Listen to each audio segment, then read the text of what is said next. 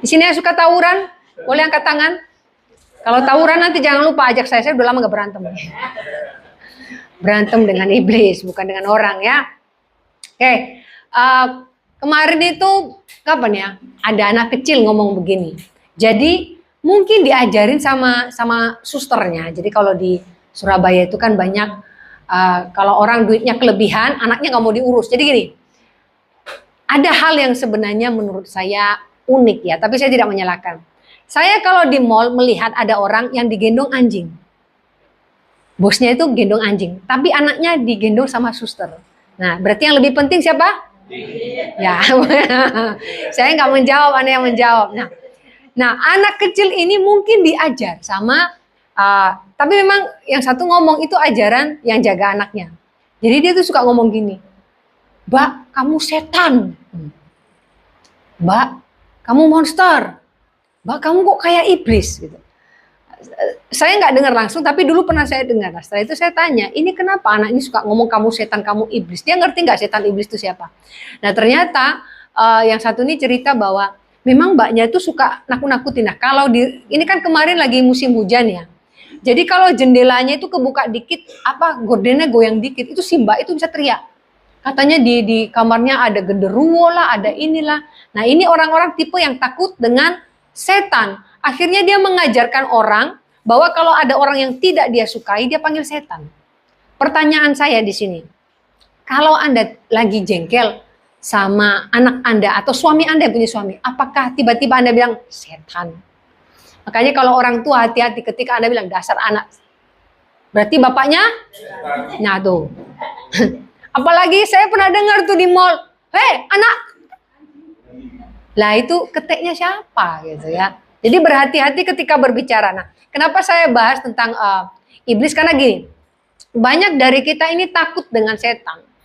Ada yang takut pergi ke toilet malam-malam, apalagi kalau toiletnya itu di luar dari rumah jadi kayak jamban. Ada yang takut? Bukan karena takut diintip ya, bukan karena takut kodok, tapi karena takut setan. Saya pernah dulu. Jadi saya itu diajak ke rumah mertuanya kakak saya yang pertama, tapi dulu ya. Jadi ke sana dulu tuh sampai jalan kaki. Aduh, saya masih kecil. Jalan 10 kilo. Nyampenya yang 4 jam apa 5 jam. Saya sampai tahan pipis dan tahan pup. Tahu kenapa? Kalau di desa itu kita harus di atas kandang babi. Ngoek dari bawah saya. Jadi bukan karena saya takut sama babinya, tiba-tiba dia naik ke atas, kan nggak lucu. Nah, jadi biasanya saya tahan pipis itu, bukan karena saya takut setan. Hari-hari ini saya mau bahas kenapa dari kita banyak sekali takut dengan iblis, takut dengan setan. Kalau takut dengan setan kan biasanya setan di Indonesia ini sebenarnya miskin-miskin memang ya. Kalau di luar negeri kan pakai jas setannya ya toh. Apalagi kalau dari Cina itu bajunya lompat begini. Kalau di sini susah, cuma pakai kain, di kepalanya diikat, terus ada bajunya robek-robek, belakangnya bolong gitu ya. Kasihan sekali setan-setan di Indonesia. Berarti perlu diperhatikan ini ya setan-setannya. Nah, saya akan bahas hari ini siapa yang lebih kuat, iblis atau manusia? Masa kalau ada masuk. Ayo. Kenapa kalau ada malam-malam jam 1 ada bayi nangis tiba-tiba, terus ada yang kepada takut, ayo ngaku.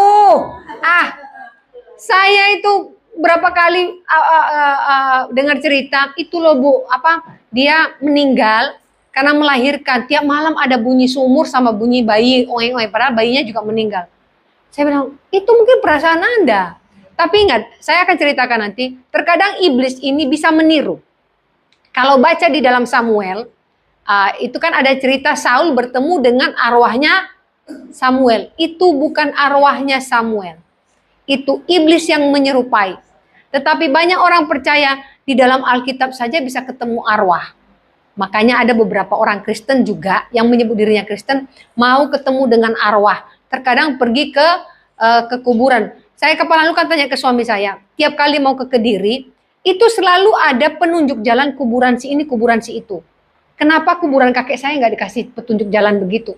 Jadi kan ada di situ kan makamnya siapa? Katanya ternyata itu tempat orang berdoa ke makam. Karena mereka percaya bisa diberkati oleh arwah itu. Nah, kita baca dulu 1 Yohanes 4 ayat 4. 1 Yohanes 4 ayat 4. Kamu berasal dari Allah, anak-anakku. Dan kamu telah mengalahkan nabi-nabi palsu itu. Sebab roh yang ada di dalam kamu lebih besar daripada roh yang ada di dalam dunia ini. Kalau bahasa Indonesia dikatakan anak-anakku. Nah, itu terjemahan bahasa Indonesia. Di dalam bahasa Inggris itu diterjemahkan anak kecil, little children, anak kecil. Anak kecil ini bicara dia menyatakan pribadi yang lahir baru. Jadi anak-anak yang lahir baru, makanya dikatakan kan lahir baru, dia menjadi anak rohani, anak yang baru lahir di dalam kebenaran firman Allah. Dan kamu telah mengalahkan nabi-nabi palsu itu. Ya, di sini kita akan melihat dulu dari ayat ini. Di sini kan lebih jelas ya, sebab roh yang ada di dalam kamu lebih besar daripada roh yang ada dalam dunia ini. Yang pertama dari ayat ini yang harus kita ketahui, kita ini berasal dari Allah. Yang percaya dia berasal dari Allah, tunjuk tangan. Ada yang tidak percaya dia berasal dari Allah. Tahu kenapa? Tiap kali bercermin, dia balik lagi. Dia lihat lagi, kok aku jelek? Masalahnya kita ini selalu melihat sesuatu itu jelek kalau kita membandingkan diri dengan orang lain. Selama lubang hidung kita 2, kita ganteng, cakep. Kecuali 1, di mana lubang satunya ya? Ya. Jadi jangan pernah membandingkan diri kita dengan orang lain. Ini yang membuat kita itu terintimidasi. Jadi kita merasa bahwa kita tidak berasal dari Allah. Bukan Paulus ya tadi ini. Yohanes ini ingin menyatakan bahwa kita ini ya menguatkan orang-orang percaya bahwa kita ini berasal dari Allah. Orang yang berasal dari Allah itu tidak takut dengan intimidasi iblis. Kenapa banyak orang akhir-akhir ini takut masa tuanya nanti yang pelihara siapa? Kalau nggak punya anak itu loh Bu, nanti kalau tua siapa yang pelihara? Tuhan Yesus. Kemudian kalau nanti tidak menikah, saya tua tuh sama siapa? Sama Tuhan Yesus. Karena ini yang ditakutkan oleh manusia. Takut tidak punya anak kalau masa tuanya nggak ada yang pelihara. Berapa kali saya menceritakan kesaksian ini. Saya melayani di Gresik itu ada satu ibu namanya Bu Sampira. Tinggal di rumah gedek itu loh. Cuma 3 kali 4 atau apa itu. Itu anak saya pernah bersandar. Goyang gedek. Saya bilang, nak jangan bersandar. Dia tinggal sendiri. Tidak punya anak. Suaminya meninggal. Dan ketika dia menjadi Kristen. Keluarganya tidak mau menerima dia. Sudah tua sekali. Saya masih punya fotonya di sini. Saya tunjukkan. Dan bahkan setiap kali saya berbicara dengan ibu itu ya, saya tidak paham dia ngomong apa. Karena dia bahasa Jawanya Jawa, nggak tahu sudah. Tetapi saya bisa melihat pemeliharaan Tuhan dalam hidupnya luar biasa. Ada saja loh yang bawa dia beras, ada yang bawa dia, karena dia tidak berpenghasilan, tidak punya keluarga. Dan orang-orang yang tinggal di sekitarnya itu semua orang yang tidak mampu ya. Ada yang mampu pun, ya mereka kan biasa kalau melihat sudah jadi Kristen itu mereka tidak peduli. Tapi dia dipelihara oleh Tuhan. Yohanes melihat orang-orang percaya di dalam Tuhan ini, menguatkan mereka bahwa mereka berasal dari Allah. Iblis, misalnya, ada contoh di dalam Alkitab, banyak orang mengatakan, orang-orang di Alkitab itu kan sempurna Bu, makanya ditulis namanya di Alkitab. Yakub itu penipu loh. Ayo, Yakub itu penipu. Daud selingkuh. Udah selingkuh, suaminya orang dibunuh lagi. Jahat loh itu. Kenapa harus ada di dalam Alkitab? Siapa lagi? Nuh, mabok. Di sini dulu yang masa lalunya pemabok siapa? Kecuali para suami mabok cinta dulu sama istrinya. Mabok. Pribadi yang 3 ini di dalam Alkitab mereka tidak sempurna.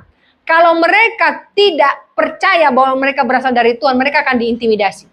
Nuh akan diintimidasi. Tidak mungkin kamu diselamatkan. Kamu aja pemabok. Daud, apalagi. Daud sudah selingkuh, bunuh suami orang. Tidak mungkin dia menjadi raja yang hebat. Raja yang hebat sepanjang sejarah Israel cuma Daud. Kalau Salomo itu sukses karena dia kaya. Tetapi yang diagung-agungkan hingga hari ini di Israel Raja Daud. Makanya bendera mereka memakai bintang Daud. Apakah karena dia selingkuh tiba-tiba dia disukai semua orang? Tidak. Karena dia berasal dari Allah, dia tidak dihakimi. Kita punya masa lalu. Tidak ada masa lalu kita yang sempurna.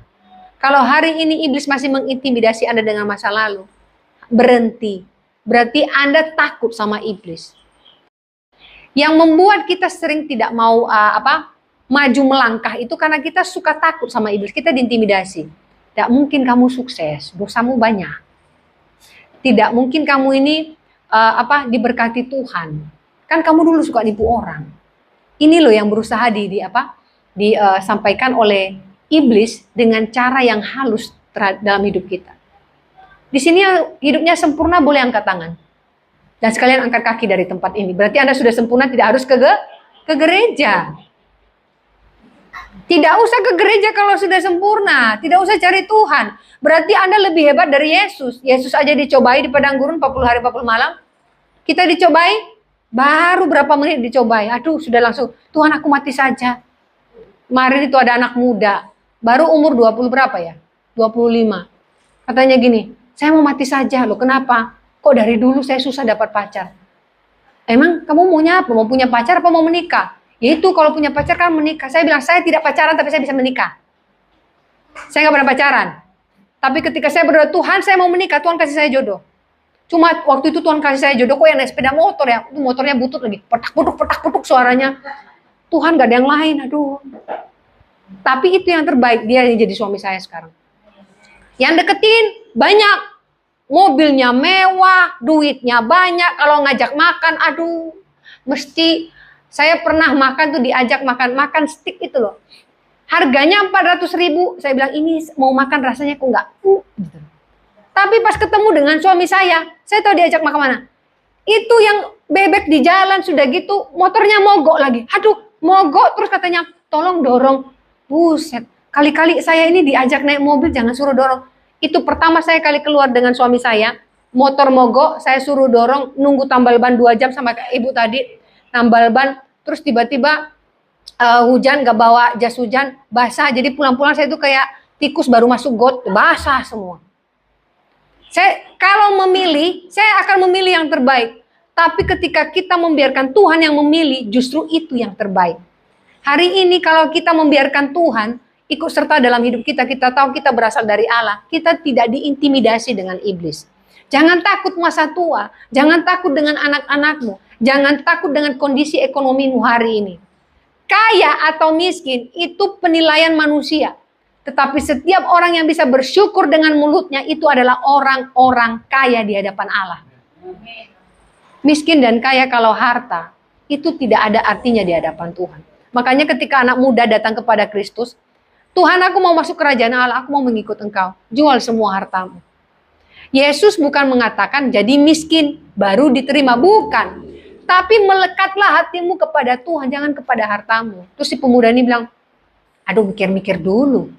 Kalau dikasih semua, ada yang bilang, aku pamit dulu ke bapak ibuku. Bukan berarti ketika ikut Tuhan kita nggak hormati orang tua, tidak. Siapa yang kita utamakan dalam hidup kita? Nah, iblis ini sering sekali membuat kita ini lupa prioritas kita ini apa. Dia membuat kita takut dengan perkataannya. Salah satu yang sering sekali dilihat di dalam Alkitab, bagaimana iblis itu pintar ngomong sama Hawa. Dia sudah tahu bahwa buah itu tidak bisa dimakan, tapi iblis ini pintar ngomong. Makanya dikatakan dia adalah bapak orang penipu, pembohong. Saya percaya di sini tidak ada yang bohong, kecuali ada suami kerja dapat di luar 100.000, sampai di rumah cuma 20.000 tadi mah ya. Soalnya biasanya istri kalau tahu 100 minta 100. Semua. Makanya kasihan ya para pria, biasanya dompetnya isinya kertas semua, kertas utang. Tebal memang, kertas utang nota gitu. Tapi kalau yang pegang uang istri. Nah, tapi memang harus ini, bapak-bapak itu tidak akan berani menyimpan uang dimanapun. Karena wanita paling pintar mencari uang. Di bawah kasur nemu dia. Di balik pintu nemu dia. Apalagi kalau Anda simpan di balik kaos kaki, dia cium. Uang 50.000 ini. Ada 20.000 nih di bawah sepatunya. Bisa, wanita bisa membedakan uang dari baunya. Jadi bau 20.000, apalagi yang 100.000 itu baunya tajam, 1 kilo bisa dicium, 100.000 nih. Ya.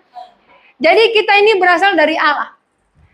Yakub berasal dari Allah. Daud berasal dari Allah. Nuh berasal dari Allah. Tetapi mereka tidak sempurna. Kita pun tidak sempurna. Tetapi jangan mau diintimidasi oleh iblis. Tadi firman Allah katakan, sebab roh yang ada dalam kamu lebih besar daripada roh yang ada di dalam dunia ini. Memang kita ini tidak sempurna. Hanya saja jangan juga kita kerjasama dengan dosa. Alah, dosa kecil. Cuma lihat cewek aja kok tadi. Lihat saja, nggak apa-apa. Banyak pemikiran yang berpikir bahwa selama tidak melakukan nggak apa-apa. Firman Tuhan katakan, memikirkannya saja kita sudah berdosa. Ada yang berpikir untuk mencuri uang, tapi dia hanya berpikir, bahkan dia mereka-reka bagaimana caranya supaya ngambil uang ini. Itu saja dia sudah punya niat dalam hati meskipun belum melakukan, itu sudah berdosa di hadapan Tuhan. Anda lihat cewek cakep saja dalam hati, aduh kalau begitu aja istriku. Sekarang istriku gendut Terus dulu Anda menikahi dia kenapa? Karena dia kurus. Dia dulu kurus, itu karena dia membutuhkan perhatian dari Anda. Dari pria yang bertanggung jawab. Setelah Anda memberikan dia perhatian, dia gemuk. Jadi jangan salahkan kalau dia gemuk hari ini. Demikian juga buat pria-pria yang gemuk hari ini. Bersyukurlah kepada istri Anda memberi Anda makan yang cukup.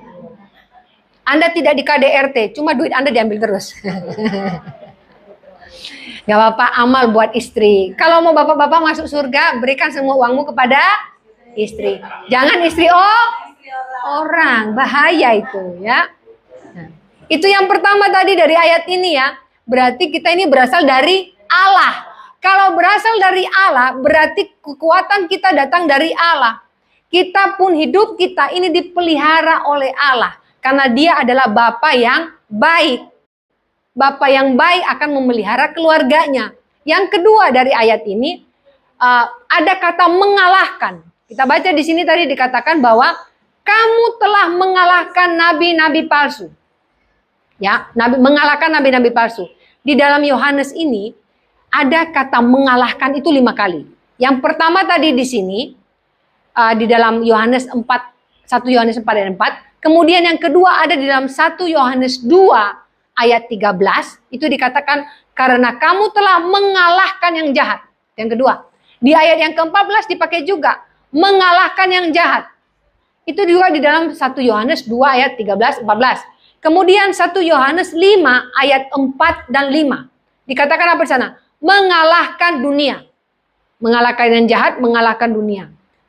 Kalau Yohanes ini menekankan bahwa kita bisa mengalahkan dunia. Hari ini kita ini berarti pemenang. Kenapa kita sering sekali kalah? Sakit sedikit, salahkan Tuhan. Gaji kecil sedikit, salahkan Tuhan. Anak nakal sedikit, nyalakan Tuhan. Motor mogok nggak sembuh-sembuh, ya salahkan Tuhan. Saya bersyukur ibu tetap bersyukur kepada Tuhan.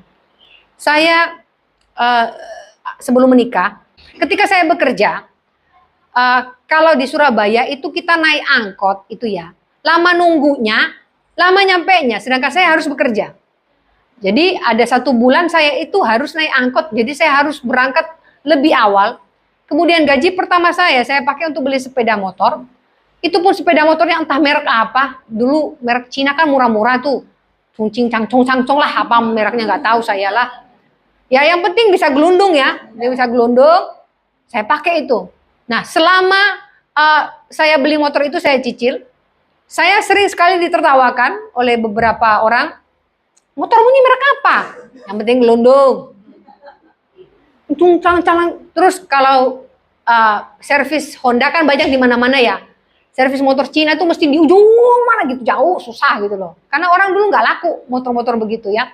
Tapi bagi saya yang penting saya bisa kerja.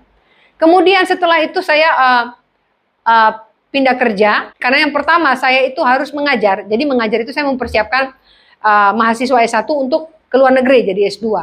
Nah, jadi kan tiap hari saya harus pakai jas. Tapi pakai jas naik sepeda motor ini kan Susah ya. Udah pakai jas, pakai jaket, jadi kayak nggak tahu kayak gaban saya.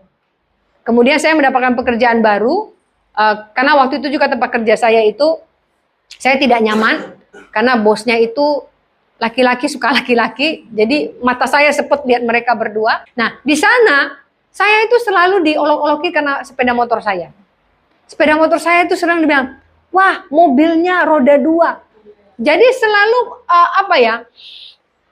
mereka semua tuh naik mobil, tapi mobilnya mereka itu kan mobil dari orang tua. Tidak ada satupun dari mereka yang beli mobil sendiri. Mobil bapaknya. Karena setiap kali mau bapakku mau pakai mobil, terus pulang, minta antar temennya. Dan mereka selalu membuat saya itu beda sendiri. Jadi kalau misalnya kita mau makan bareng, satu mobil kan bisa 4 orang. Saya tidak pernah naik mobil mereka karena bilang, naik mobilmu aja. Jadi mereka ngerjain saya. Saya tidak sakit hati. Tapi dari sini saya tidak diintimidasi oleh iblis. Karena saya tahu ketika saya bekerja untuk Tuhan, saya selalu bersyukur. Tapi ini yang saya tidak menjelekkan teman-teman saya itu, tetapi Tuhan balikkan semua. Berkat Allah ada bagi orang-orang yang bisa bersyukur. Saya bisa melihat bagaimana ketika saya bisa bersyukur, saya direndahkan, diintimidasi, saya tetap diberkati Tuhan. Dan pada saat saya bekerja, saya tetap memberkati orang tua saya kok. Papa saya pernah bilang gini, ngapain kamu kirim uang? Papa lo kerja. Saya hanya mau memberkati orang tua saya, tidak besar, tapi saya tahu sebagai anak saya harus memberkati orang tua ketika saya sudah bekerja. Jadi kita jangan diintimidasi dengan keadaan. Pekerjaanmu ngapain? Kerjamu kok begini? Jangan diintimidasi. Mengalahkan itu seperti ini.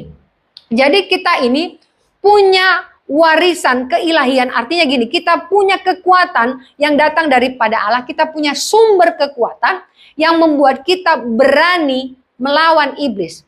Ketika kita diintimidasi, kamu kok miskin? Oh tidak, saya cuma rumahnya nggak besar saja, tapi saya bisa bersyukur. Kamu kok nggak punya mobil? Saya punya sepeda motor, tapi jelek. Nggak apa-apa, yang penting jalan. Kamu kok nggak punya sepeda motor? Saya punya sepeda ontel. Justru jantung saya sehat. Orang di kota beli sepeda 20 juta, ngontel-ngontel tetap aja sakit jantung. Saya pakai sepeda ontel begini, bentuknya begini, saya sehat.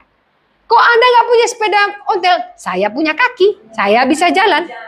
Ada orang tidak punya kaki. Saya tadi pernah lewat di Kediri beberapa kali. Saya tidak curiga, tapi saya pernah melihat dia keluar dari gang itu, dia jalan normal, tiba-tiba di lampu merah dia gini-gini. Minta-minta. Saya lihat tadi itu, saya bilang, Bapak ini, mobil juga buka. Karena gini, terlihat ketika cacat, karena kakinya tadi diginiin, bukan cacat, jadi dia sengaja bengkokin begini. Nah ketika dia capek, pas mobil lewat, saya lihat dari spion, diturunkan kok kakinya. Ini orang yang tidak bersyukur dengan hidupnya, malas bekerja, dia mau cacat. Kalau cacat beneran gimana? Jadi hari ini kalau Tuhan ya sudah membuat hidup kita seperti ini, jangan pernah bandingkan diri kita dengan orang lain. Kalahkan dunia ini, kalahkan iblis. Elia mengalahkan depresi. Elia ini dikejar-kejar sama siapa? Raja Ahab. Siapa nama Raja Ahab? Nama istri Raja Ahab yang jahat itu? Isabel. Makanya jangan kasih nama anaknya Isabel ya. Nama anaknya siapa? Isabella. Panggilnya Isabel. Jangan. Namanya Isabel. Elia ini depresi, dikejar-kejar sampai dia lari kemana. Tapi ketika dia depresi, Tuhan pelihara dia. Apa yang Tuhan kirimkan? Burung gagak. Kirim dia apa? Apa yang kirim duit 1 juta. Tuhan kirim burung gagak, kirim dia makan roti. Enak loh. Zaman dulu beli roti itu susah. Ini roti dari Tuhan. Roti dari Tuhan itu selalu sempurna. Tidak kolesterol, tidak bikin asam urat. Jadi kalau hari ini Anda makan nasi sama sambal, puji Tuhan. Karena kalau makan babi terus, kolesterol. Iya toh? Oh Bu, saya itu makan ini terus loh Bu. Cuma makan sayur. Sehat. Makanya awet muda. Ya ibu-ibu 72 tahun, umurnya kayak 59. Itu makan sayur terus. Yang penting jangan makan kaki meja ya Bu ya. Karena biasanya orang Manado semua yang berkaki dimakan, kucing dimakan, tikus dimakan, ular juga dimakan Pak ya. Meja kan berkaki tapi jangan dimakan gitu.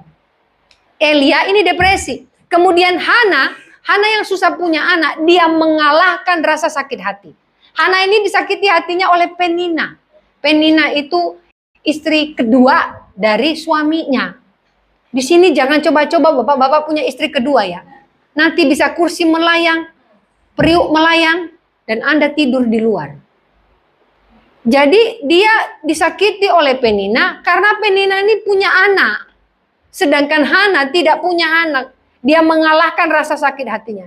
Hari ini siapa yang menyakiti hati Anda? Hari ini siapa yang merendahkan Anda? Iblis akan bilang, itu loh ibu yang kapan lalu. Jenoh itu. Jadi dia membuat hati kita benci dengan seseorang. Bahkan ada yang membuat jemaat, itu iblis itu membuat jemaat benci sama pendetanya. Kepahitan kepada pendetanya. Ingat, ketika Anda sakit hati kepada manusia, Anda keliru. Karena manusia tidak ada yang sempurna. Makanya jangan bersandar kepada manusia. Manusia itu tidak sempurna. Kalau ada hamba Tuhan dipakai Tuhan, lihatlah dia sebagai hamba Tuhan. Tapi jangan lihat kelemahannya, karena Anda pun punya kelemahan. Kalau kita terus melihat kelemahan orang lain, kita akan kecewa terus. Firman Tuhan katakan, jangan bersandar kepada manusia.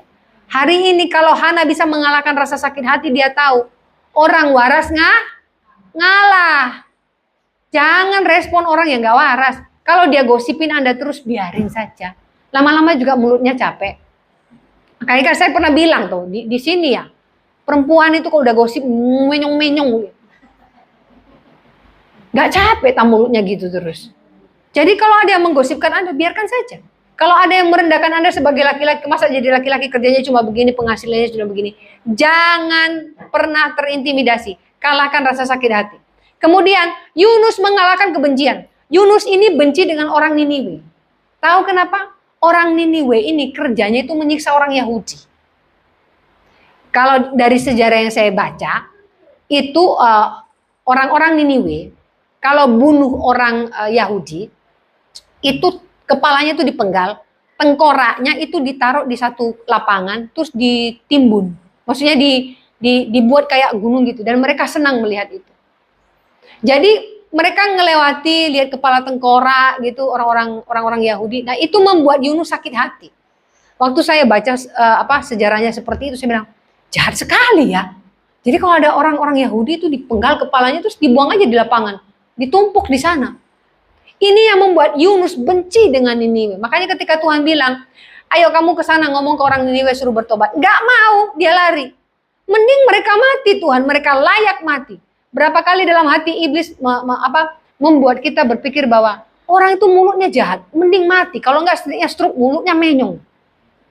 Ada yang begitu, karena berpikir bahwa orang jahat ini layak mati. Bahkan kemarin ada yang bilang, kayaknya suamiku tuh mati aja bu. Oh, kenapa? Jahat orangnya, mulutnya jahat, kelakuannya jahat, suka mukul. Aku berdoa biar dia mati.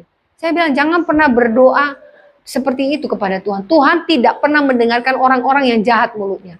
Doa itu komunikasi kita dengan Tuhan, komunikasi yang baik. Tapi jangan pernah suruh Tuhan membunuh. Emang Tuhan itu suruhan kita. Kita suruh-suruh. Jadi jangan sampai kita ini tidak bisa mengalahkan kebencian. Yunus mengalahkan kebencian.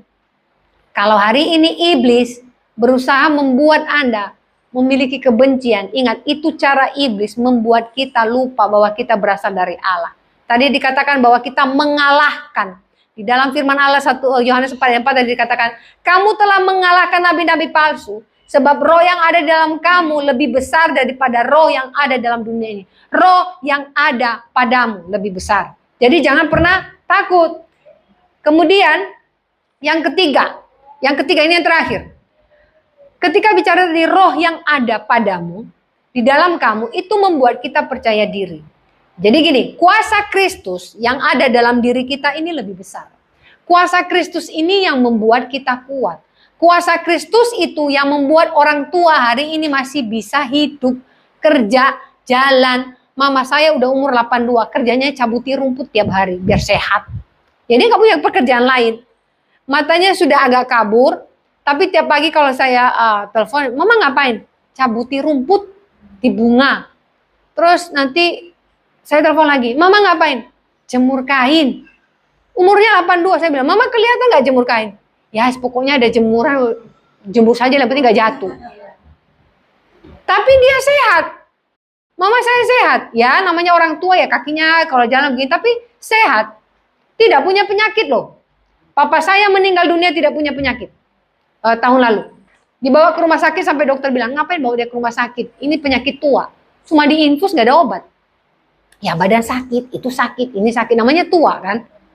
Tapi Tuhan pelihara, tidak punya penyakit.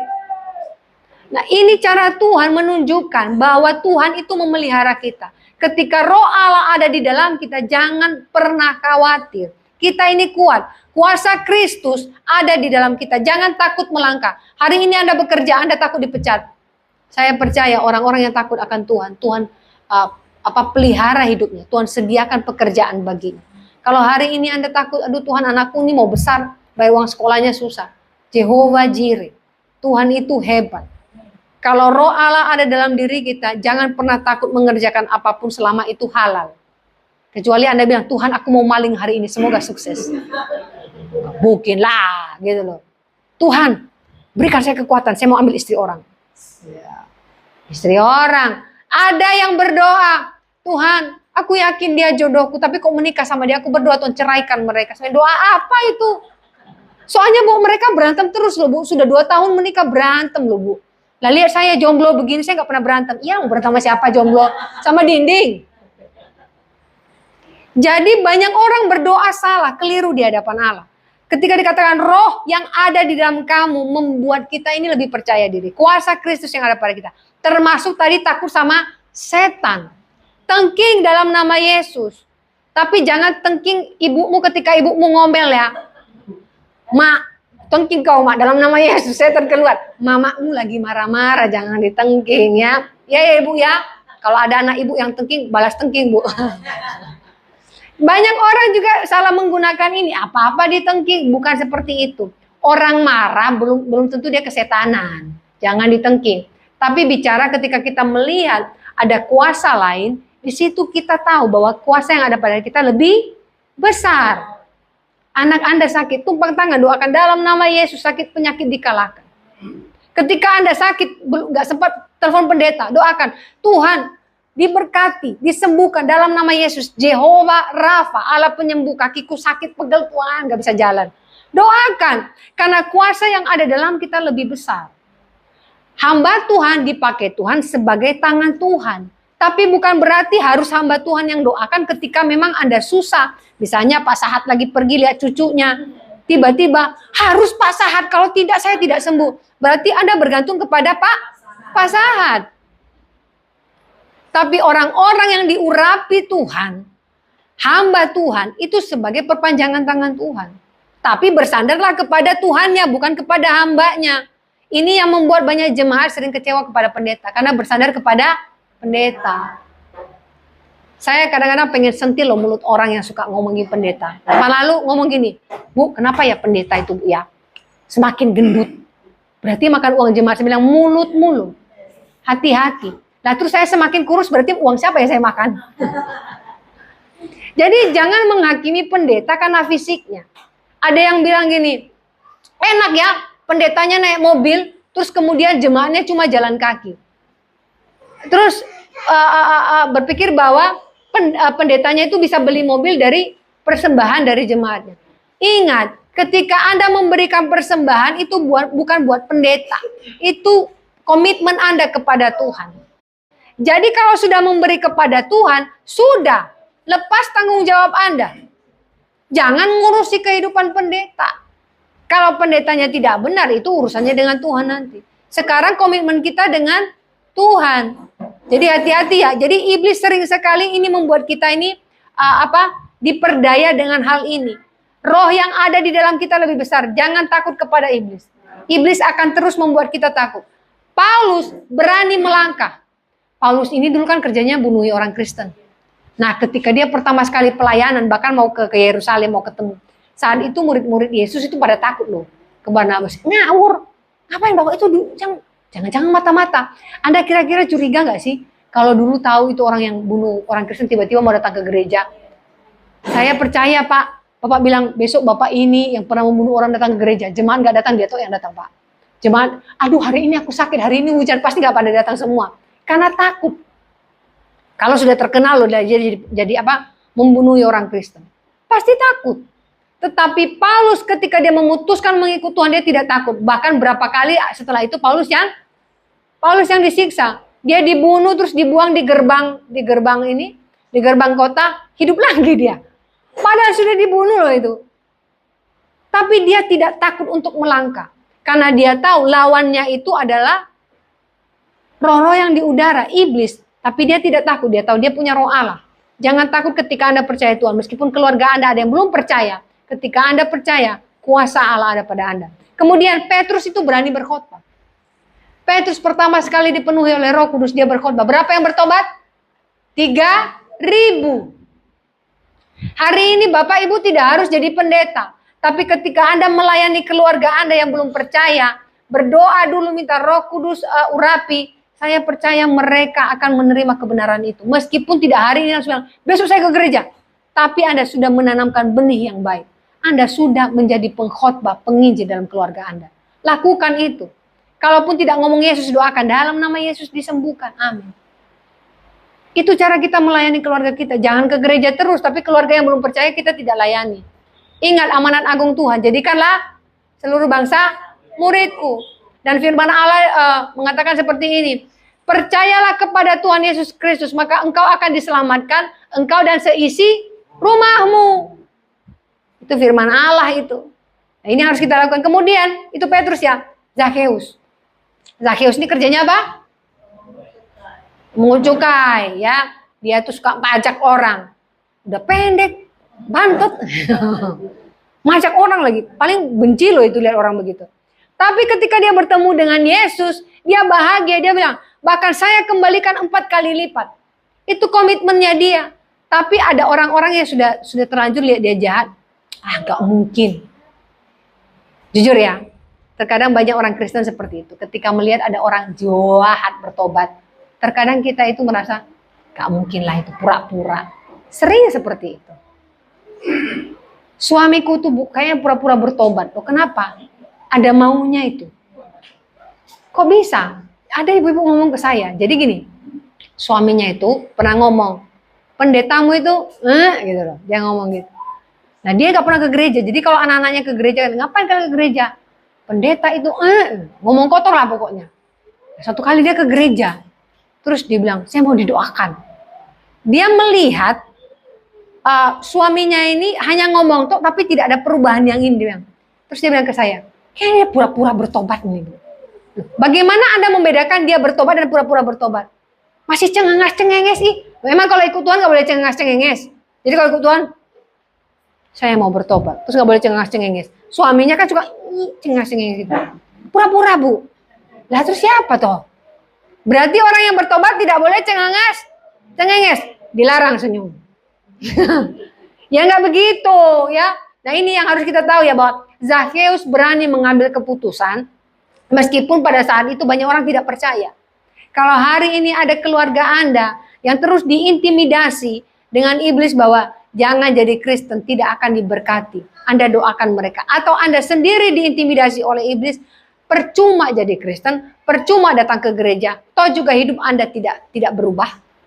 Ingat, perubahan hidup itu dari dalam hati, bukan dari kondisi. Jadi gini, ketika ikut Tuhan, bukan berarti tiba-tiba motor Anda ganti jadi motor baru. Tiba-tiba muka kita yang tembem jadi model. Enggak. Ya, tiba-tiba tadi motornya gitu ya, yang tadinya roda 2 tiba-tiba jadi roda 3, bemo dong. Ya. Tidak. Jadi jangan melihat bahwa perubahan kita ketika kita mengikut Kristus secara fisik hidup kita berubah. Yang tadinya rumahnya kecil tiba-tiba gede, pintunya jadi 6. Semua boleh lewat di mana saja. Tidak seperti itu. Katanya buat hemat AC. Tahu kenapa di rumah saya, rumah papa saya, itu jendela depan semua. Sampai saya bilang, Pak, ini dulu kenapa sih bangunnya begini? Nah, jadi gini, itu bangunan kayak orang Belanda dulu kalau bangun rumah, itu memang banyak jendela. Karena zaman dulu gak ada AC, adanya itu jendela. Dibuka semua angin gitu. Pokoknya setiap kamar itu ada jendela 2. Ruang tamu, semua jendela. Cuma anehnya, papa saya pasang jendela itu kaca yang bisa dibuka. Kaca zaman dulu itu yang nako itu ya. Pak, kita kan kalau malam kelihatan semua di dalam. Ya tinggal pasang horden. Soalnya kalau pakai itu anginnya, saya nggak tahu lah filosofinya gimana. Intinya adalah ada tujuan untuk punya rumah yang banyak jendela. Nah, kalau hari ini di rumah Anda jendela cuma satu, tiba-tiba ikut Tuhan, Anda bilang, Tuhan, ketika ikut Tuhan nanti jendela di rumah saya banyak. Nggak usah, sekarang udah ada AC, ya. Nanti Tuhan kasih. Kalau perlu. Kalau nggak perlu jangan, bayar listriknya mahal. Ya. Terkadang kita ini pengen hidup mewah tapi tidak sanggup nanti. Saya udah pernah bilang, kalau ada orang kasih saya mobil mewah, saya tidak terima. Kasih cairnya saja. Karena kalau dia kasih mobil, saya tidak bisa pelihara. Itu saya pernah nyetir satu mobil, mobil berapa ya? 3M rasanya. Bocor. Saya pergilah. Ternyata mobil itu kalau mewah, masa bocor, tambalnya minta 70.000. Wih, mahal sekali. Waktu saya tambal mobil saya, itu cuma 10.000. Bayangkan. Kemudian kalau saya pompa mobil saya, Bapak itu minta 2.000. 8.000 berarti. Kadang-kadang saya kasih 10.000. Waktu saya bawa mobil teman saya ini, langsung bilang 25.000, Bu. Oh, tak pikir satu. Ternyata satu ban. Oke, setelah itu saya bilang nggak mau saya nyetir mobilnya sudah. Saya yang bayar memang nggak mungkin saya minta orangnya karena dia nggak ada di mobil. Tapi ya itu, terkadang kita itu kepengen sesuatu yang mewah, tapi kalau kita nanti tidak sanggup, mending nggak usah. Betul? Anda sekarang punya sesuatu yang mewah buat apa? Tidak usah pamer ke orang lain. Kalau hidup Anda tidak baik-baik saja di rumah, untuk apa pamer? Yang penting adalah kehidupan rohani kita di dalam Tuhan. Karena yang menyelamatkan kita bukan motor Anda yang mewah, rumah Anda yang besar. Tapi hati kita kepada Tuhan. Seperti tadi firman Allah katakan bahwa kita sudah mengalahkan dunia ini. Kalau dunia sibuk dengan pamer ini dan itu, kita nggak usah mikir. Yang penting bagaimana kita pamer iman kita di dalam Kristus. Kalau iblis sibuk mengalahkan kita, mencari kelemahan kita, kita bisa kalahkan. Karena kuasa Allah yang ada pada kita lebih besar. Jadi hari ini apa yang Anda alami di rumah, jangan repoti pendeta Anda bentar-bentar. Ini ku sakit, itu ku sakit, apa ku sakit, ini semua berdoa, belajar berdoa. Jangan bergantung kepada hamba Tuhan. Karena ketika hamba Tuhan itu nanti juga misalnya manusianya keluar, pendeta kok begini. Karena kita bersandar kepada manusia. Jadi boleh berkomunikasi, cuma jangan apa-apa. Saya pernah ditelepon, Bu, encok, oke saya doakan. Bu, kepalaku pusing, saya doakan. Bu, kenapa ya, telapak tangan saya gatel-gatel. Dapat duit? Apa-apa terus telepon. Masa sebegitu harus di ini? Jadi jangan apa-apa itu Anda juga, istilahnya bukan rohani kalau seperti itu. Anda terlalu bergantung kepada pendeta. Sekali lagi kalau firman Allah katakan kita sudah mengalahkan dunia ini, berarti kita punya kuasa yang besar. Kita berasal dari Allah. Nanti pulang ke rumah, ya kalau kita berasal dari Allah, tolong keluar dari pintu ini yang biasa ngomong dari mulutnya bukan kata-kata yang baik, berhenti. Ketika Anda berasal dari Allah, apapun yang keluar dari mulut kita adalah berkat. Tidak usah menyalahkan suami, tidak usah menyalahkan istri, tidak usah menyalahkan anak, apapun. Perkatakan berkat dari mulut kita. Kalau apa yang kita hasilkan hari ini, dia bilang, kok segini? Jangan. Jangan pernah dikit, besar, banyak, selalu bersyukur. Karena berkat Allah akan terus mengalir, tidak terputus. Saya punya pertanyaan terakhir. Kalau misalnya Tuhan memberkati Anda banyak, mau? Mau, tapi sekali saja. Mau yang mengalir atau yang sekali saja? Mengalir. Itu yang penting. Ambil gelas, taruh air sampai penuh, ditaruh air lagi muat nggak? Tidak. Makanya jangan pernah pakai gelas. Jangan pernah pakai ukuran ketika Tuhan memberkati. Pakai galon. Lebih besar lagi pakai tandon gitu ya. Tapi kalau Tuhan itu namanya mengalir. Makanya juga kita harus jadi saluran berkat. Jadi saluran berkat itu bukan harus punya uang banyak. Anda punya mangga, bagi mangganya, ya toh. Anda punya rambutan, bagi rambutannya. Jangan rambutnya saja, buah-buahnya ya. Ada bagi kulitnya saja, Bu, saya kasih. Jadi itu namanya berbagi. Berbagi itu tidak harus bicara Anda memberi uang, tidak. Apa yang bisa kita lakukan, kita berbagi. Karena ketika kita diberkati, kita pun harus memberkati. Maka berkat Allah akan mengalir. Amin. Mari kita berdoa.